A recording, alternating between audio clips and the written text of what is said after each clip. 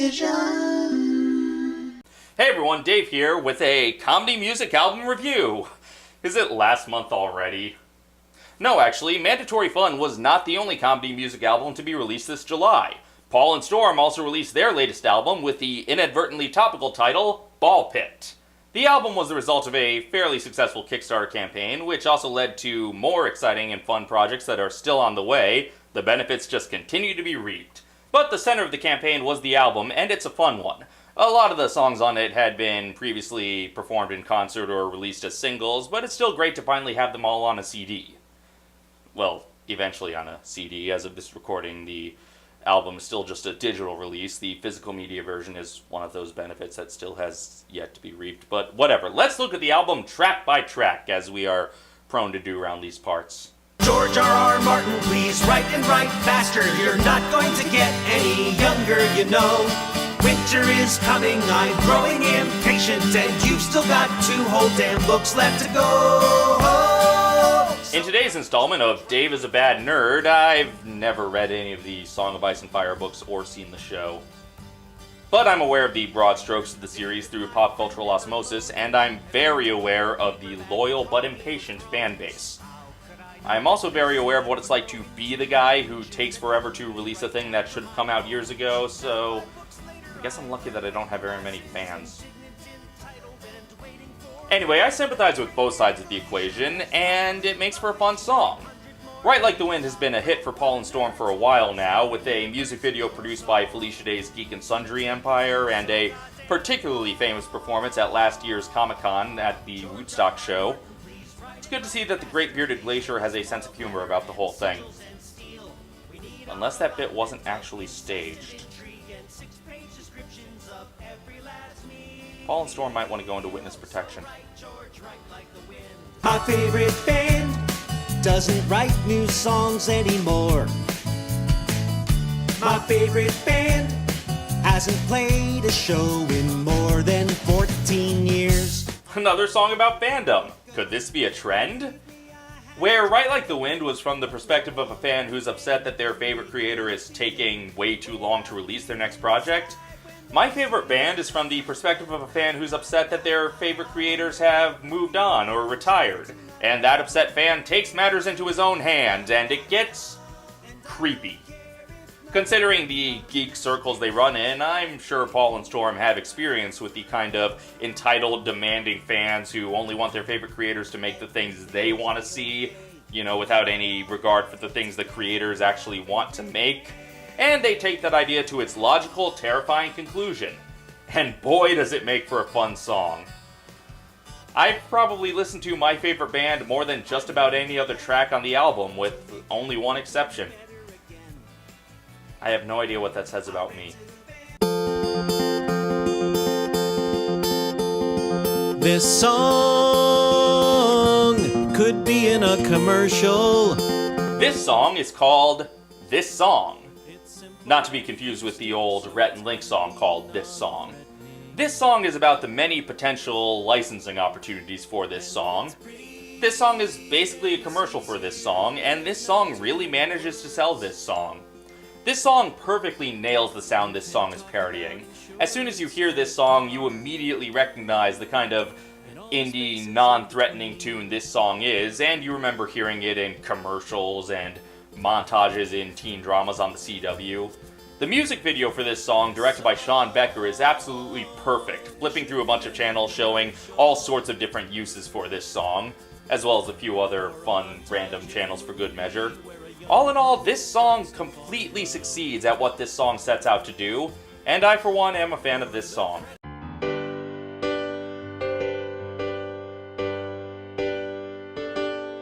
Last night I watched you sleeping, tenderly I cried.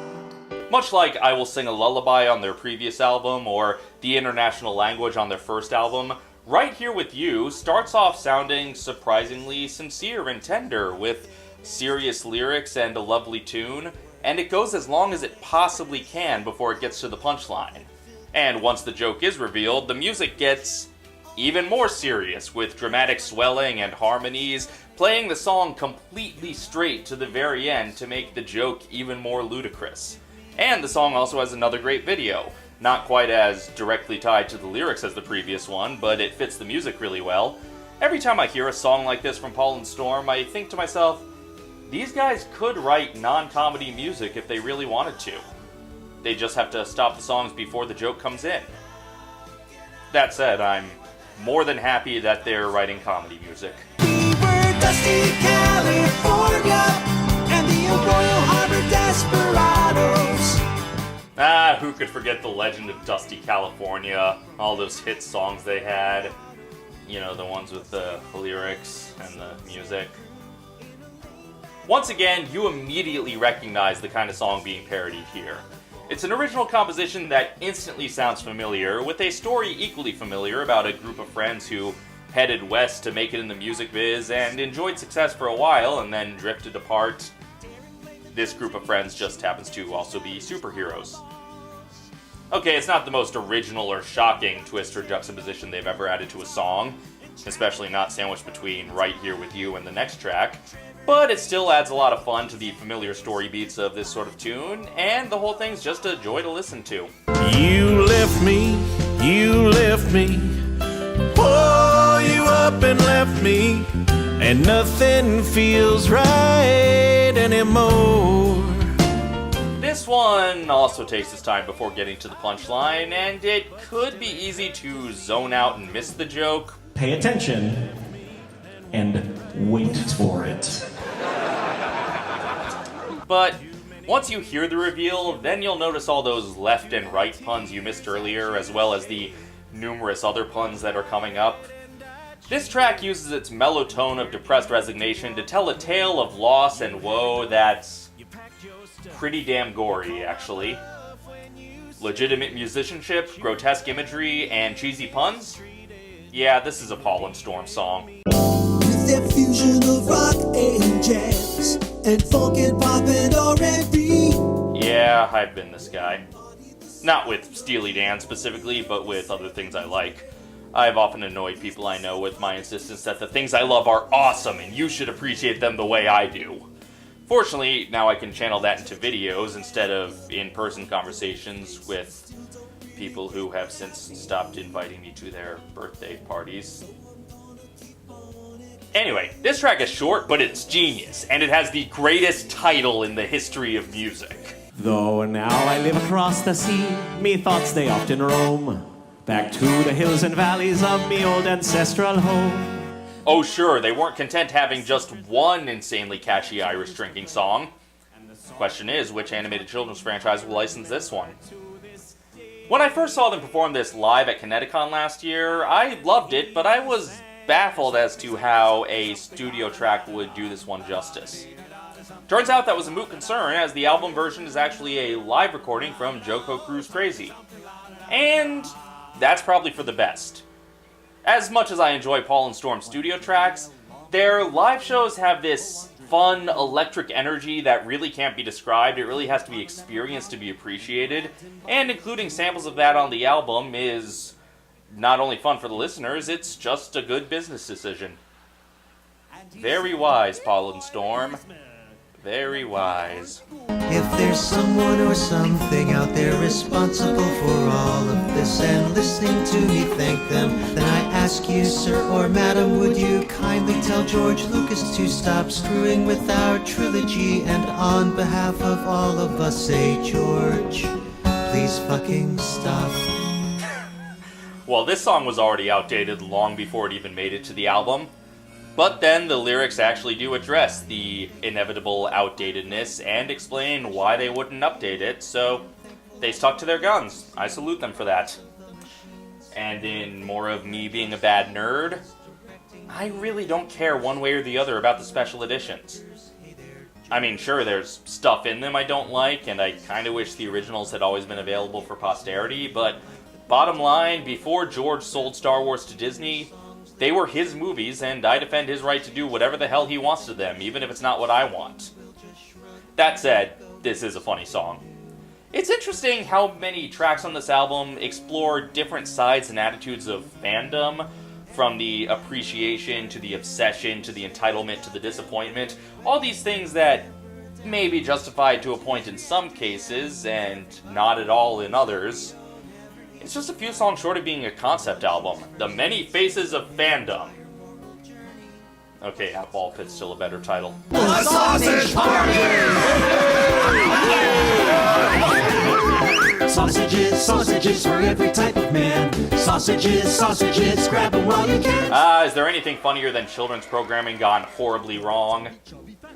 This isn't necessarily my favorite song from Learning Town, but it is probably the one that best stands on its own out of context. You don't need to watch the entire season in order to get the joke of this one. I mean, yeah, it's a very old and rather juvenile joke, but it certainly does make for one hell of a catchy, inappropriate kid show jingle.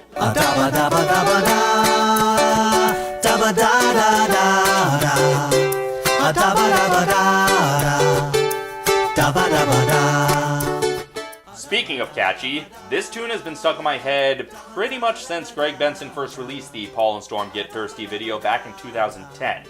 It's I guess it's not quite an instrumental because there is vocalization, but there's no actual lyrics. Whatever, it's a soundtrack piece. And it's not really funny, but I kind of love it more than anything else in the world. This is the track I've listened to more often than any other track on this album, or indeed most albums. It just makes me so happy. Holidays, holidays. Snowflakes, tinsel, presents, fruitcake. Unto us a child is born with angels' tidings of great joy. Paul and Storm have had their fair share of twisted holiday tunes in the past, ranging from ditties about beating up mall Santas who are out too early, to numbers where Randy Newman plays a suicidal George Bailey. If we were ever concerned that these two have some deep psychological issues with the holidays, this entry in the Paul and Storm holiday song canon won't exactly alleviate those concerns. Originally premiered as part of Cards Against Humanity's 12 Days of Holiday Bullshit, this hyperactive little piece of insanity pretty accurately captures what the chaos of the holidays must feel like to somebody who's just sick of it all. If you're looking for an anti-festive anthem to deal with your own holiday frustration, this just might be the song for you. All my life, I've been told you should do the things that you're good at. So what do when all you've ever done is fuck things up? The most relatable song Paul and Storm ever released. An early demo version of this track was available a while ago on their website, but the album version has a new arrangement with some new instruments and even a couple new lyrics. Yeah, what happened to "We won't go back and change them" lyrics to Thanksgiving? Nah, I'm just kidding. The new verse is a great addition. Honestly, this song would be depressing if it wasn't so A, hilarious, and B, reassuring that everybody feels this way sometimes. And the people who don't are just in denial. The next several tracks are some of the always catchy theme songs the guys wrote for various other projects. Gowanus Canal is an old song that the guys resurrected for New York performances of the Thrilling Adventure Hour. Dragons of the Night is from an April Fool's joke about a fake John Scalzi musical. Fuzzy Man is the theme from an actual John Scalzi book, Fuzzy Nation, and is the perfect encapsulation of passionate, celebratory end credit songs that don't actually mean anything. Lil Gildies is from another April Fool's joke, the fake Muppet Babies-esque spin-off of Felicia Day's The Guild. When I Grow Up is the theme for a Sean Baptiste documentary series of the same name. And Nerdist Writers Panel is the new, very brief intro for Ben Blacker's podcast of the same name. And yeah, I liked the old Nerdist Writers Panel theme, but I like this one too. Wrap things up with a couple of samples from the upcoming RPG soundboard app Soundbard, and you have another great Paul and Storm album. It may not have a whole lot of 100% brand new material, but as always there's a great variety of musical styles and jokes going on here. If you haven't purchased Ball Pit already, go to paulandstorm.com or to their Bandcamp page right now and buy the album and listen to it. Or you could just stream it for free and listen to it that way, if you're a parasite or a broke person. And after you've listened to it, come back here and let me know what you thought. What was your favorite song from the album? Let me know in the comments, and until next time, this is Dave, signing off. Buzzing with the love of the fuzzy man. Does he give a damn about the cussing and the fussing? No, he doesn't, cause he wasn't in the master plan. So lend a hand, won't you help me take a stand for the planet of the fuzzy man? Buzzing with the love of the fuzzy man. Does he give a damn about the cussing and the fussing? No, he doesn't, cause he wasn't in the master